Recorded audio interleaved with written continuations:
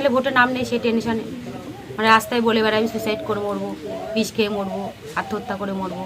যেদিন থেকে এসআইআর ঘোষণা হলো, এসআইআর ঘোষণাতে যেই শর্তাবলী দিয়েছে যে 2002 সালে যাদের নাম নেই তাদের আগামী দিনে ডিটেনশন ক্যাম্পে যেতে হবে, বিভিন্ন কিছু যেরকম মানুষ একটা আতঙ্ক হয় সেই আতঙ্কে ওনার মধ্যে শুরু হয়েছে। এনার যেহেতু 2002 সালে নাম ছিল না, ওনার 2002 সালের পরবর্তীতে নাম উঠেছে। বারবার আমরা বোঝাতাম যে কাকা কিছু হবে না, চুপচাপ থাকো, কোনো না কোনোভাবে কিছু একটা ব্যবস্থা হবে। কিন্তু উনি সারাদিন শুধু বলতো আমাকে সুইসাইড করতে হবে, আমার 2 ছেলের কি হবে, আমার ছেলেদের নিয়ে আমি একবারে সুইসাইড করে মরবো, যদি আমরা নাও মরি তাহলে তো আমাদেরকে ডিটেনশন ক্যাম্পে যেতে হবে, তখন ক্যাম্পে গিয়ে আমরা কি করব। আমরা উনি এই আতঙ্কে সারাদিন ভুগতো।